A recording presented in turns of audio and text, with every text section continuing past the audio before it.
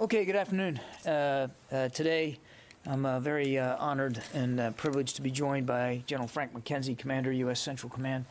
The General's got some opening comments for you that will related to the August 29th airstrike that was taken in Kabul, and then he'll stick around for some questions. I will moderate those questions as we've done before, and since we got pretty much a full house here and he's had limited time, I'd ask you to keep your follow-ups to an absolute minimum so that we can be as fair as we can to everybody. When the General's done, I'll come back up and brief on some other topics as well. So with that, General McKenzie, can you hear and see me okay?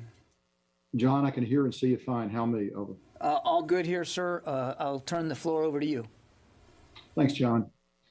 Good afternoon. I'm here to brief the results of the investigation I directed following the report of civilian casualties from our strike in Kabul on 29 August. Having thoroughly reviewed the findings of the investigation and the supporting analysis by interagency partners, I am now convinced that as many as 10 civilians, including up to 7 children, were tragically killed in that strike. Moreover, we now assess that it is unlikely that the vehicle and those who died were associated with ISIS-K or were a direct threat to U.S. forces. I offer my profound condolences to the family and friends of those who were killed. This strike was taken in the earnest belief that it would prevent an imminent threat to our forces and the evacuees at the airport. But it was a mistake, and I offer my sincere apology. As the combatant commander, I am fully responsible for this strike and its tragic outcome. While I've begun with the most important findings of our investigation, I do want to provide the background leading up to the strike and include an explanation as to why we felt reasonably certain that this was a legitimate strike on an imminent ISIS-K threat, with no indication that the strike would result in civilian casualties, as we asserted in our initial statements. The strike on 29 August must be considered in the context of the situation on the ground in Kabul at Hamid Karzai International Airport, following the ISIS-K attack that resulted in the deaths of 13 soldiers, sailors, and Marines, and more than 100 civilians at Abbey Gate on 26 August, and also with a substantial body of intelligence indicating the imminence of another attack. In the 48 hours prior to the strike, sensitive intelligence indicated that the compound at point number 1 on the map, and let's bring the map up now, please.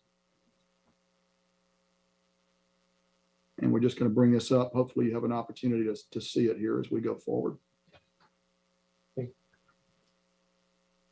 John, can you see the map there?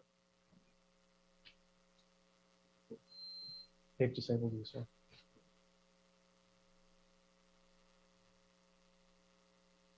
Hey, John, can you hear me now? And the press have hard copies. Okay, Roger. Then I'm going to continue based on that. Then, John, in the 48 hours prior to the strike, sensitive intelligence indicated that the compound at point number 1 on the map was being used by ISIS-K planners, used to facilitate future attacks. We were also receiving a significant number of reports indicating multiple avenues of attack, which were being planned simultaneously, through which ISIS-K would attempt to harm our forces, including with rockets, suicide explosive vests, and vehicle-borne improvised explosive devices. In fact, in the 36 hours preceding the strike, our leaders on the ground at the airport and in the strike cell received more than 60 different pieces of intelligence related to imminent threats, with some intelligence corroborating and some conflicting, with events observed from our UAVs, which were flying above Kabul throughout the day.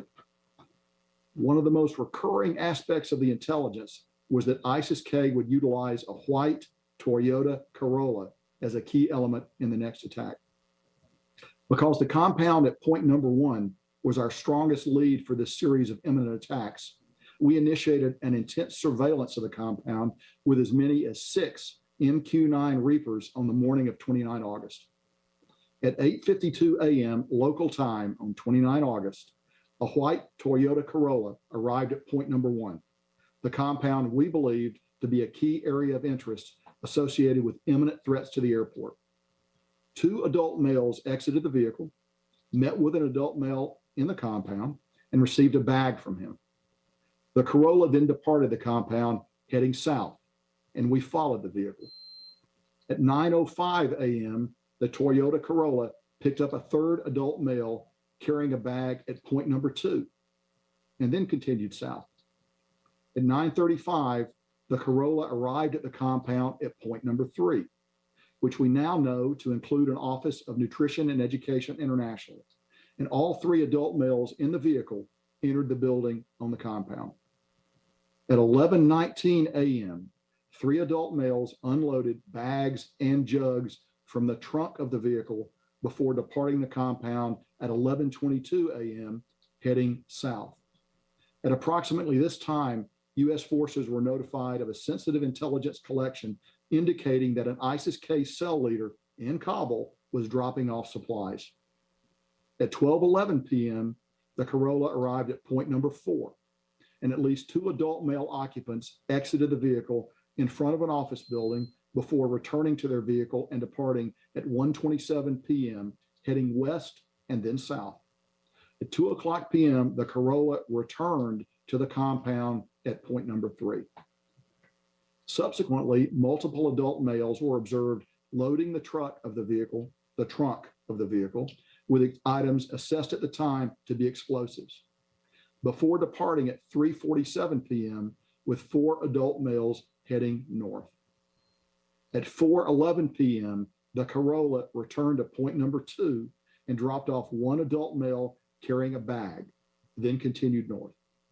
After driving near point number 1, the Corolla dropped off 1 adult male on the road at point number 5, which is roughly several hundred meters north of point number 1. At 4:39 p.m., the Corolla dropped off its last passenger on the road at point number 6. At 4:51 p.m., the Corolla arrived at point number 7 and backed into a compound that was approximately 3 kilometers from the airport, which was the closest it came to the airport all day. We were very concerned that the vehicle could move quickly and be at the airport boundary in a matter of moments. By this time, we had observed the vehicle for about 8 hours. While in the compound, the vehicle was observed being approached by a single adult male assessed at the time to be a co-conspirator. The strike was executed at this time because the vehicle was stationary and to reduce the potential for civilian casualties.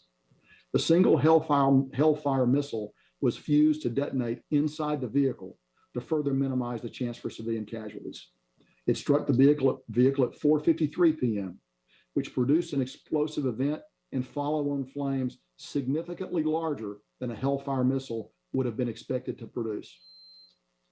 It is my assessment that leaders on the ground and the strike cell had achieved a reasonable certainty at the time of the strike to designate the vehicle as an imminent threat to U.S. forces at the airport, and that they made this self-defense strike in accordance with established rules of engagement. That assessment is based upon interviews with leaders on the ground and members of the strike cell, on a review of the intelligence available to the team at the time of the strike, and on the team's interpretation of how this vehicle and its occupants' actions were confirming the intelligence that they were seeing. It is further my assessment that the strike team were convinced at the time of the strike that the area was clear of civilians and that they had taken prudent steps in regards to weaponeering the strike to minimize the potential for civilian casualties. Finally, it is my assessment that they did believe, as reported, that there was a secondary explosion. Our investigation now concludes that the strike was a tragic mistake. First, I will stress this was not a rushed strike. The strike cell deliberately followed and observed this vehicle and its occupants for 8 hours while cross-checking what they were seeing with all available intelligence to develop a reasonable certainty of the imminent threat that this vehicle posed to our forces. Second, while the initial reports indicated a secondary explosion, the initial investigation could only conclude that there was a possible to probable presence of external accelerants that could include either explosive material in the vehicle or an ignition of the gas tank of the vehicle. Subsequent analysis could not rule out the presence of a small amount of explosive material, but determined that the most likely cause was the ignition of gas from a propane tank located immediately behind the car. Such an ignition would have created the brief but massive fireball oriented directly up and out of the compound that was observed in the video and displayed in this photo. If we could get that next photo up, please. They have me disabled, sir. Finally, while the strike cell reported, John, can you hear me okay? I got you, sir. Roger. Finally, while the strike cell reported the presence of 2 adult males, one inside the vehicle and one outside the vehicle at the time of the strike, the cell initiated a review of their footage immediately following the report of civilian casualties and determined that a few partially obscured forms were briefly visible moving in the compound. This led to my initiation of an investigation within 24 hours of the strike. A comprehensive review of all the available footage and reporting on the matter led us to a final conclusion that as many as 10 civilians were killed in the strike, including up to 7 children. At the time of the strike, based upon all the intelligence and what was being reported, I was confident that the strike had averted an imminent threat to our forces at the airport. Based upon that assessment, I and other leaders in the department repeatedly asserted the validity of this strike. I am here today to set the record straight and acknowledge our mistakes. I will end my remarks with the same note of sincere and profound condolences to the family and friends of those who died in this tragic strike. We are exploring the possibility of ex gratia payments. And I'll finish by saying preventing an imminent attack on our forces and civilian evacuees, we now understand that to be incorrect. With that, I'm ready to take your questions. Thank you, General. Tom. General, this is a complete and utter failure. Can you explain how this possibly could have happened? Well, so this particular strike, it certainly was a terrible mistake, and we certainly regret that. And I've been very clear that we take full responsibility for it. At the same time, we were carrying on a number of complex operations designed to defend ourselves. We conducted a strike a couple of days before up in Nangarhar that was very successful. We conducted other operations across the battle space to defend ourselves during this very difficult 48-hour period when so many imminent threats were manifest. So while I agree with it, this strike certainly did not come up to our standards, and I profoundly regret it. I would not qualify the entire operation in those terms. And will anybody be held responsible? We are in the process right now of continuing that line of investigation, and I have nothing for you now because that involves personnel issues. Please identify yourself and your outlet when you ask your question, David. David Martin with CBS News. So you said that you started following this car after it showed up at a place associated with ISIS. In retrospect, was that place associated with ISIS? And this was described as an over-the-horizon strike, which is what the U.S. is going to be relying on from now on in Afghanistan. So what does this incident say about the reliability of future strikes against terrorist threats in Afghanistan? Sure, David. So I'll take the first part of your question and begin with that. So point 1 on the map, we do assess very definitely associated with ISIS-K. In fact, a little less than 24 hours later, rockets will be launched from that point against the airfield. So we had very good intelligence to make us think point 1 on the map was in fact an area where ISIS was centered. So I think that was a very good intelligence supported that belief. Now, the second part of your question about whether this will affect future OTH operations. Let me be clear. This was a self-defense strike taken under self-defense rules of engagement based on an imminent threat to attack us. That is not the way that we would strike in an OTH mission going into Afghanistan against ISIS-K targets. For one thing, that will not be a self-defense strike. It'll be done under different rules of engagement. So, and we would have a lot more opportunity probably than we had under this extreme time pressure to take a look at the target, to use a phrase that you'll be familiar with, to soak the target with multiple platforms, to have an opportunity to develop extended pattern of life. None of these things were available to us given the urgent and pressing nature of the imminent threat to our forces. Phil.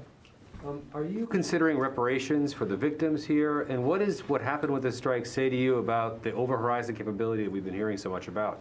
What are the risks involved with carrying out strikes when you don't have people on the ground in Afghanistan going forward? Sure. So as I said in my statement, we are considering ex gratia or reparations for this, and that ultimately be a matter for policy. So we're in consultation with the Office of the Secretary of Defense to determine the way forward there. As you will also understand, it's very difficult to reach out on the ground in Afghanistan, to actually reach people. But we are very interested in doing that, and we'll move on it based on our ability to do that. So your question about this and OTH, I'll sort of echo what I said to David. I would reject a parallel between this operation and an over-the-horizon strike against an ISIS-K target. Again, because we will have an opportunity to further develop the target in time, to look at pattern of life. That time was not available to us because this was imminent threat to our forces. It's important that I emphasize that. We did not have the luxury of time to develop pattern of life and to do a number of other things. We struck under the theory of reasonable certainty. Probably our strikes in Afghanistan going forward will be under a higher standard. That's a policy matter, not a purely military matter. But I don't think you should draw any conclusions about our ability to strike in Afghanistan against ISIS-K targets in the future based on this particular strike. Sylvie? Hello, General Sylvie Lantom from AFP. You said that you had intelligence about a threat emanating from a white Toyota. So was it this intelligence was not good, or there was another white Toyota which was dangerous and nothing happened from another white Toyota? So I would tell you this. Clearly, our intelligence was wrong on this particular white Toyota Corolla. At the same time, we undertook a variety of things to make it hard for them to get at us during this period of time. We closed the gates, which we didn't want to do at HKIA during this period of time as force protection. We were very active with our ISR overhead, which we know is very, often has a suppressive effect on their activities. We still took rockets the next day, as you know, and they fired those rockets from near Point One and from other places actually near the route of this vehicle. But I would tell you unequivocally in this case, clearly the intelligence was wrong on this vehicle. And we certainly regret that, as I've been very clear. Let me go to the phones. Jennifer Steinhauer, New York Times.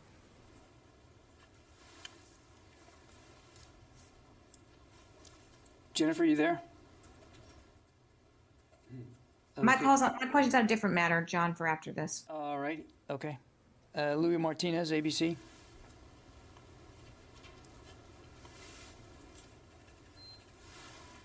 You there, Louis? Okay, nothing heard. Nancy Youssef. Thank you. General, can you clarify a couple points for me? If I'm understanding you correctly, you followed the wrong Toyota Corolla from the beginning in. That is, you weren't following one vehicle and mistaken it for another one.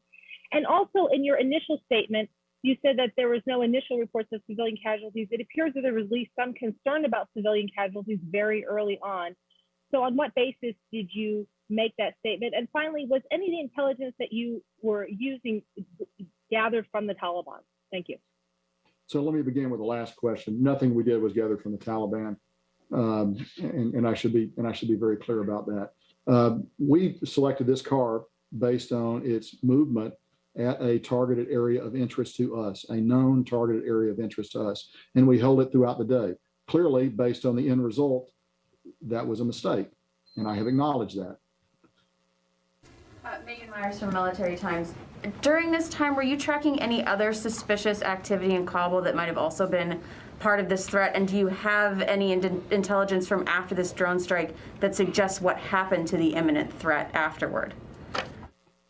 Sure. So as I noted in my comments, we had over 60 very, very high caliber reports of imminent threat to our forces in and around Kabul. Typically, those are signals based, but there are also some human and other human intelligence as well. So we had a variety of sources for that intelligence.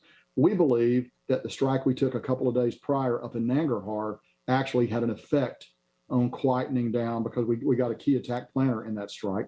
We believe that disrupted some of their plans. Additionally, we did things to make it harder for them to get to us. For example, we closed the gates. The gates, as we know, are a particular point where we're vulnerable. So we decided not to process people, and we hunkered down for a little bit of time while this threat was still there. So there were over 60 clear threat vectors that we were dealing with during this period of time, including, as I've noted before, the rocket attacks that occurred, a little bit after this from locations that are displayed on the graphic that you have.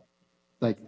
A really quick follow-up. Not in terms of the number of threats, but the number of other cars or groups of people that you were following that day. Were you tracking anybody else this closely? We tracked a lot of other people. We didn't track anybody as closely as we did this because of the limitations on our resources. And frankly, we thought this was a good lead. We were wrong. Thanks. Alex. Thanks, John. General McKenzie, this is Alex Marquardt from CNN.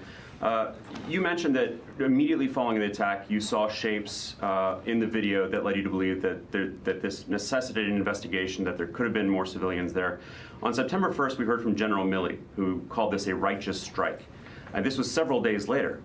Did you, at the time, several days later, also believe that this was a righteous strike? And could you talk about your erosion of confidence over the next subsequent 2 weeks of the investigation? Sure. So I think we issued a statement from U.S. Central Command about 6 hours after the strike, acknowledging the possibility of civilian casualties. So we knew from the very beginning there was a possibility of civilian casualties. I think we still thought we had good reason to have taken that strike, and it took us gathering the facts to change that. We didn't think, as you will understand and appreciate, we didn't take the strike because we thought we were wrong. We took the strike because we thought we had a good target. It takes a little while to uncover some of those things. We moved and worked as rapidly as we could. And actually, I think we worked extremely rapidly to get this information out and to make it public. Fine. Thank you, John. Thank you, General. So despite numerous intelligence reports and warnings, on the 26th, we had that tragic attack on the airport. 13 U.S. service members were killed, in addition to tens of Afghan civilians. Again, on the 29th, in this strike, another tragedy took place. As you said, 10 civilians were killed, among them 7 children.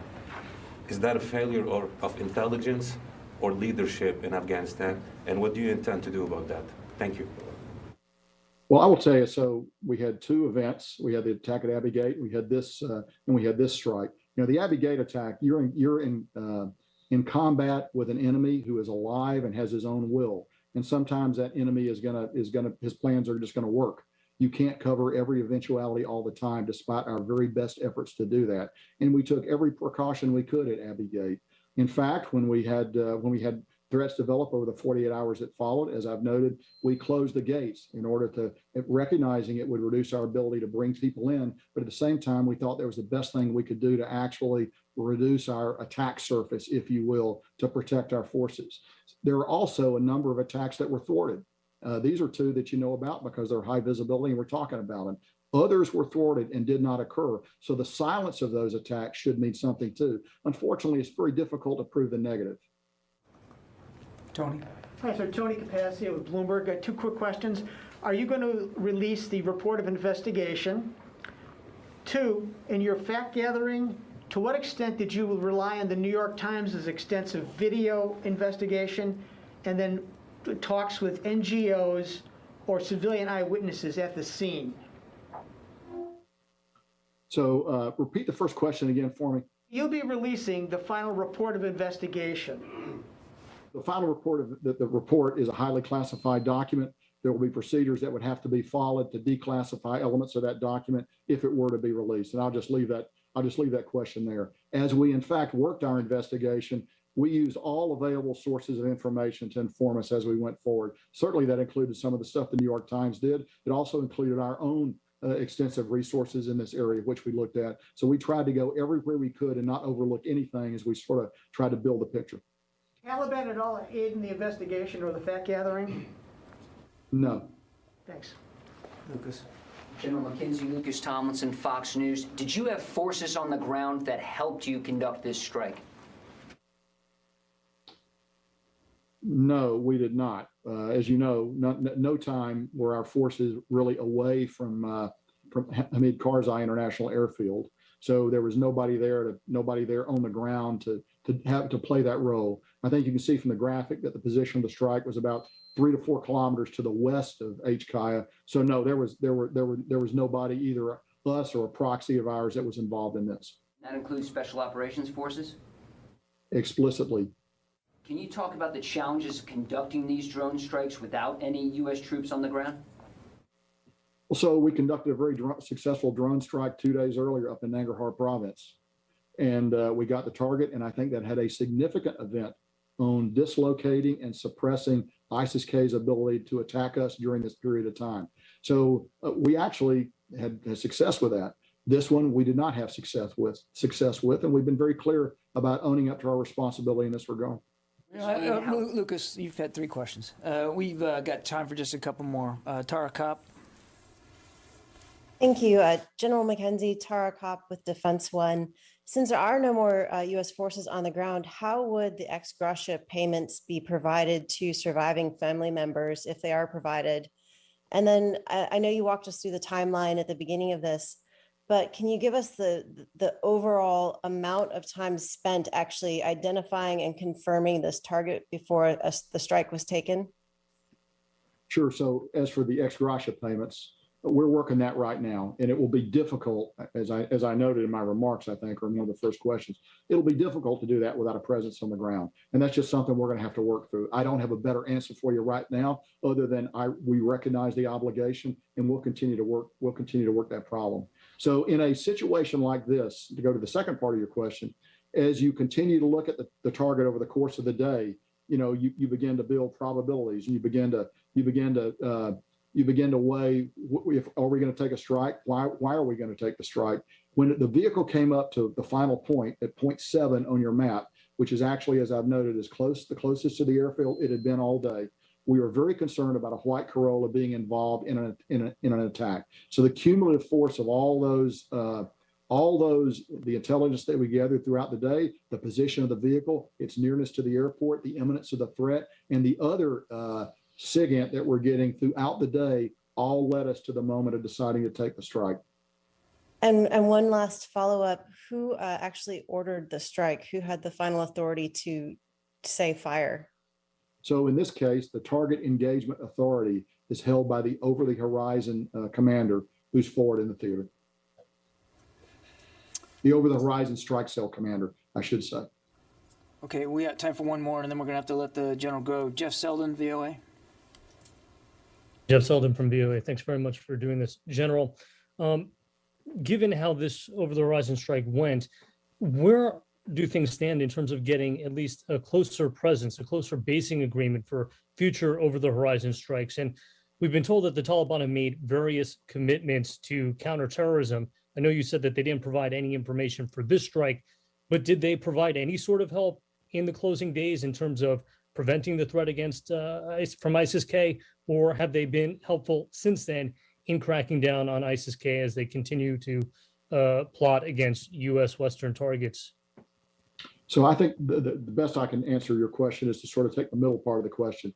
In the final days, and really in the second half of our time at HKIA, as we continued our evacuation, the Taliban were helpful in establishing an outer security perimeter, which actually, we believe, prevented some attacks from developing. Now, look, there's a downside to that, too. It also allowed them to screen people that might otherwise have gotten to the airfield. And that's just a hard, harsh fact. And you have to balance those two. Force protection of our forces, which is supported by Taliban external presence, against the fact that it may prevent some people that you would like to bring out from being able to get to you unmolested. And that's a difficult balance. I frankly came down that I wanted to protect our forces, and I needed that outer boundary. And to that degree, we were able to work together. I have no particular affection for the Taliban, and I don't know that they're doing anything at all for us right now. But those questions would probably better go to the Department of State, along with questions about basing and where we might be able to get closer basing than where we are right now.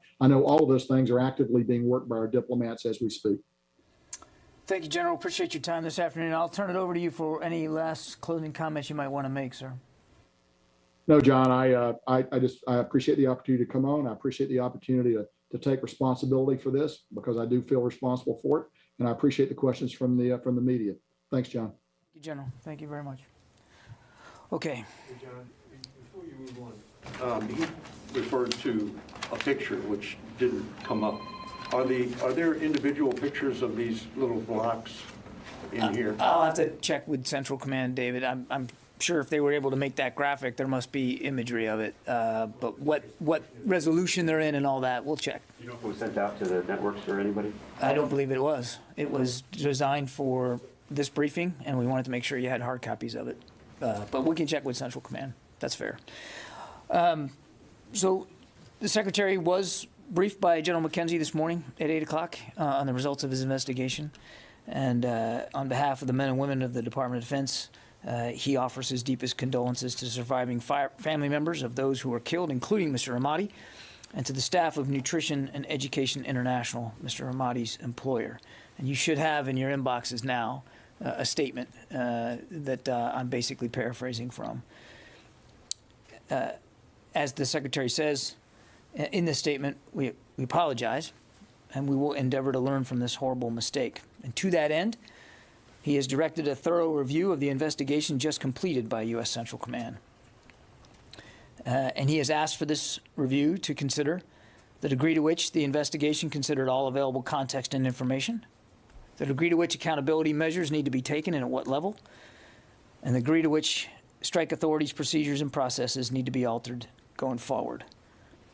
And he reiterates that, of course, no military works harder than we do to avoid civilian casualties. When we have reason to believe that we have taken innocent life, we investigate it. And if it's true, we acknowledge it, just like we did today.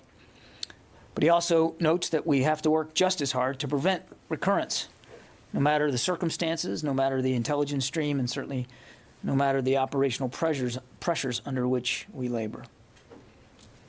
On another matter altogether, today the Secretary approved a request from the Capitol Hill Police Board to provide 100 members of the Washington, D.C. National Guard who will be stationed at the D.C. Armory as a physical security task force this weekend to augment law enforcement over the weekend, covering the September 18th demonstration on Capitol Hill.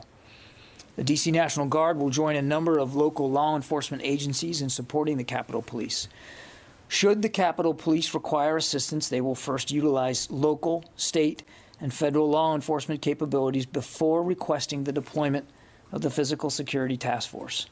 The task force will only be deployed upon request of the Capitol Police to help protect the U.S. Capitol building and congressional office buildings by manning building entry points and screening individuals that are seeking access to the building. They will be unarmed. And with that, I can take some questions. Yeah, Travis. I had a question about that, the Guard troops going to the Hill. Obviously, back in January, it became kind of a big issue that there were veterans and I think in a couple cases active duty troops that are involved in the January 6th incident. Correct. And I'm just wondering if there's been any effort to say something to troops ahead of this about if they're thinking about going, what they should consider first, and if that's too many levels below the to speak from the podium. Can you talk at all about what the Secretary might say to the troops who are thinking about going to a rally like this on Saturday? I don't know of any official communication that's come out from the department at any level specifically to troops who might consider being a part of a protest. There are already limits to what they can do in uniform, and clearly political protest is one of those things they're not allowed to do. But I don't know of any specific, guidance that's been issued. They are American citizens, and in their off-duty hours, they're allowed to participate in social events like that, social political events like that. But they can't do it in uniform, and obviously, should things turn violent, then they will be held accountable for any violence that they participate in. Of course, Travis, nobody wants to see it get to that point here, and the Secretary has confidence that the men and women of the department understand the limits and the constraints on their behavior in these kinds of circumstances. Phil. Is the Secretary satisfied with the level of accountability so far following from this investigation, or is he concerned that there hasn't been enough accountability following this strike? I'm not going to characterize it one way or the other right now, Phil. As I said just a few minutes ago, he's asked for a review of this investigation. And one of the things that he wants the review to do is take a look at accountability and the degree to which accountability measures need to be considered, and if so, at what level. So I'm not going to get ahead of his decision-making on that. Has he ruled out firing anybody? I'm not going to get ahead of the Secretary's decision-making. That's why he's asked for a review, so he can get a look. Yeah. Mike Bress for the Washington Examiner. Will there be a review of the first strike at all? The one in Nangarhar? Yeah. No. No. Yes. Yep. In the back there. So it's Wafa. on Iraq. Today, the Joint Operations Command announced an agreement, security agreement with the U.S. to reduce the combat troops at Ain al-Assad Air Base and Erbil by the end of September. The OIR statement didn't mention any reduction of the troop level. Can you please clarify what's going on in Iraq now? Why there's like misunderstanding between the Iraqi part and the coalition? And also, can you confirm that their level of troops will remain the same through at least September in Iraq? I can't confirm that, and you're going to have to let me take your question on the statements because I just haven't seen those today, and I don't want to venture a guess right now. So let me take your question, and we'll get you an answer back. Can I follow up? If you can just explain a little bit about the capabilities that the U.S. forces will maintain after December in Iraq. Will they be able to conduct airstrikes targeting? Yeah, we're obviously we're still in technical talks with the Iraqis about the presence going forward. I'm not going to get ahead of those talks or what decisions they might make. So I think it's better for me to just leave it where we are right now. And the shift of the mission, the nature of the mission in Iraq, will affect in any way the mission in Syria? Again, I'm not going to get ahead of decisions that haven't been made or policies that haven't been decided upon. We're in talks with the Iraqis about what the posture is going to go forward. We have a much smaller presence in Syria, but it's aligned to the same mission, which is to continue to counter ISIS and their influence in both Iraq and Syria. So while they are different places, different force postures, same ultimate goal. But I'm not going to speak about policy decisions or operational decisions that haven't been made yet. Jane. Thank you, John. Recently, North Korean leader Kim Jong-un sent a victory message to the Taliban and urging the U.S. military to quit. What is your comment on it? Did not see the comment by Kim Jong-un, so he can speak for his own communications with the Taliban. What I can tell you is that we no longer have a presence on the ground in Afghanistan. Our involvement in that war on the ground is over. And the president made clear his intention to do that. The retrograde withdrawal is done, as well as the military element of evacuating Americans and special immigrant visa holders. That said, the U.S. government is still very much going to stay involved and trying to help people leave who want to leave and who qualify to leave. And as you heard General McKenzie say, we're also going to stay focused on the terrorist threat that could emanate from Afghanistan. Yeah, Sylvie. Hello, John. I would like to ask you a few details about the AUKUS agreement announced yesterday on the military side. The Australian Defence Minister spoke about basing. Does it mean that US wants to deploy US troops on Australian soil permanently? Well, we already have a rotational Marine Corps deployment there, which the Australians have been incredibly gracious and generous in helping host. And I don't want to speak for, again, decisions that haven't been made, but one of the things that was discussed was the opportunity to expand that presence in Australia and that access to Australia, but no decisions came out of yesterday's Osman 2+2. But that is something that I think you can expect we're going to continue to talk to the Australians about going forward. And in terms of missiles, did you get any? Well, again, I think you heard both the Secretary and the Minister, Minister Dutton, talk about this yesterday. That there was a range of capabilities that we're going to continue to explore with our Australian allies. No decisions have been made. The only decision, really, in terms of capabilities that came out of yesterday was, of course, the decision to help the Australian Navy acquire nuclear submarines. But as part of the meeting yesterday, they talked about a range of other types of capabilities that we might want to continue to pursue with Australia. But those discussions are really just starting. And again, these are going to be bilateral decisions made by both the United States and Australia going forward. Outside of AUKUS, of course, Great Britain will be involved in AUKUS-related things as well. But my point is, these are sovereign decisions that these nation states have to make, and I just don't have anything additional to read out today. Fadi. Thank you, John. I have two separate questions. So the first one is on the 29th attack. As General McKenzie said, the statement from CENTCOM on that day, at the end, it mentioned the possibility of civilian casualties. Mm-hmm. So I'm still wondering why General Milley, on September 1st, still called this strike righteous attack. I think General McKenzie answered that question quite well, Fadi. I'm not sure that I can add to that. And I'm not going to speak for Chairman Milley, but as you saw from General McKenzie, within 24 hours of an indication that there could have been civilian casualties, he launched an investigation, as is his responsibility, and he just completed it. And they did it fairly quickly, but I think they wanted to take the time to be as contextual as possible. So I think he already spoke to that. Yeah, but I mean, you said it within 24 hours. But General Milley came on September 1st. That's more than 24 hours, and still again, called. Fadi, again, I'm not gonna relitigate the past statements here. As General McKenzie mentioned, every leader in the department that spoke to this in the moment that it was spoken to was speaking to you in good faith based on the information that we had, and that includes me, by the way.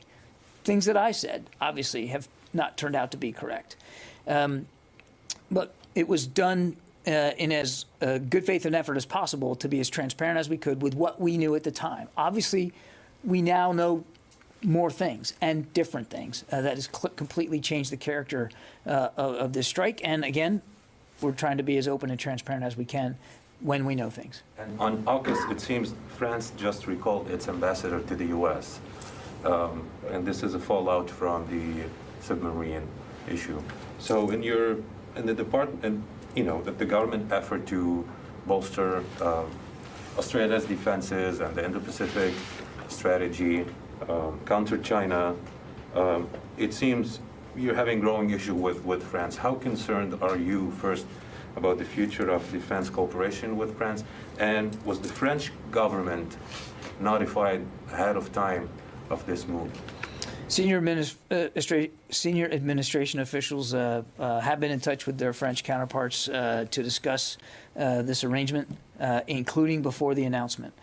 The Secretary spoke with the French Minister of Defense this morning, and I won't characterize the French side, of course, but it was clear from the discussion that there is still much work to do in terms of our defense relationship with France. I mean, more things to work on. That there are opportunities and shared challenges and shared interests that both ministers committed to continue to explore.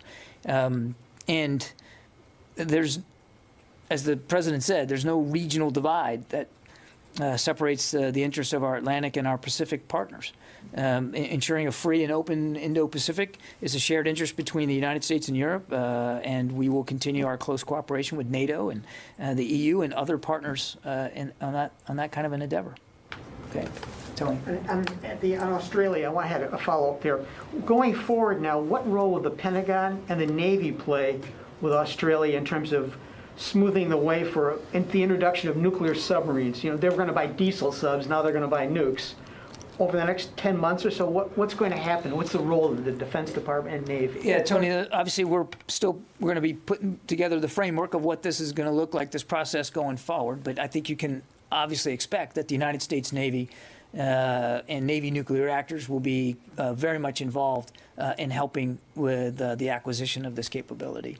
Are there any particular questions that need to be answered to the Navy's satisfaction about Australia's capability to build nuclear submarines or having contractors Yeah, to build I don't think submarines? all that's been worked out right now, Tony. But yes, there's a lot of questions that have to be answered here. I mean, this is a significant undertaking, and it will add significant capability to the Australian Navy, as well as reach.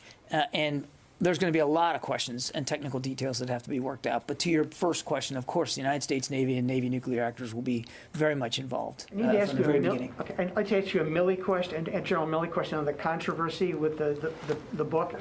Is the Department of the Defense mulling, reviewing, and releasing in redacted form the transcripts or classified notes of the Milley-China conversations that were leaked to Woodward for his book? Any thought about just releasing them like the White House did last year with the Trump President of Ukraine transcript? I know of no such plans to do that, and I'd refer you to the Joint Staff to speak to whatever notes they might have on a counterpart call that the chairman conducted. Okay. I think I got to get to the phones here. Jennifer, are you still there? Yeah, I am. Thank you. About the Afghanistan refugee situation on bases, are you still monitoring? Do you know of more measles or other communicable disease cases? And are you obligated to report those, at least domestically, to local health officials? Well, we're working with HHS very closely. So, of course, if we find any additional cases, we certainly are keeping HHS informed. And we're obviously making sure that, to the degree there are any cases on domestic bases, that our base commanders and people that work in and families that live there are kept abreast. I don't have any additional updates in terms of additional cases to report out to today, but again, we still remain in a pause for flights coming from any of the lily pad locations overseas to the United States as we continue to work this out with HHS. Megan? So all of the services have released their mandatory COVID vaccination policies. The Army is giving itself, at least its Reserve and National Guard components, through the end of June to get fully vaccinated. Does the Secretary have any concerns about that long of a timeline, given that there's been a surge in the past month or so of military deaths, and the bulk of military deaths have been in Army reservists and National Guardsmen? The Secretary has made it clear that he expects the services to move out as energetically as they can on this, because he is concerned about the rise in deaths and the impact that the Delta variant has had on the force. That's one of the driving reasons why he went to a mandatory regimen for, in this case, the Pfizer vaccine. He spoke to the service secretaries just a few days ago about this very topic, and they reported out to him their progress and what their implementation guidelines were. He's satisfied that they are working hard enough and fast enough to try to improve the vaccination population inside each of the services, but it's not something that he's just going to lose focus on. He's going to continue to engage with the services, continue to get updates, and certainly if the Secretary feels like a change in implementation needs to occur in any one service based on whatever the data is or what the rate of infection is, certainly the rate of deaths. I mean, he will absolutely do that. Yeah. Is the Secretary satisfied with where the authorities are right now to conduct any further strikes against ISIS-K in Afghanistan? Or given what's been uncovered here, is there some thought to kind of elevating the ability to authorize another strike? Well, without getting into specific decisions on authorities, I know that he has had conversations with General McKenzie and with General Milley about the authorities going forward, and I can tell you that with respect to the authorities going forward, particularly in Afghanistan, yes, the Secretary is very comfortable as what the arrangement is. Secondly, as I announced at the top there, in this review that he has ordered on this particular investigation, he does want the review to factor in any changes in procedures, processes, and authorities for strikes going forward that might be recommended. So it's going to be part of the review. Yes, in the back there.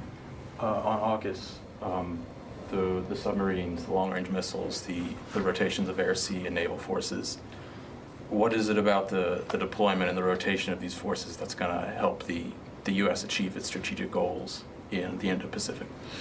It's not about just achieving U.S. goals in the Indo-Pacific. It's about, and you heard the Secretary talk about this yesterday, it's about improving what he calls integrated deterrence, which is really about being able to, in a networked way, improve the capabilities of not just all the joint force, but our allies and partners as well. And as he said, this will improve the Australian Navy's reach, and it'll improve their capability.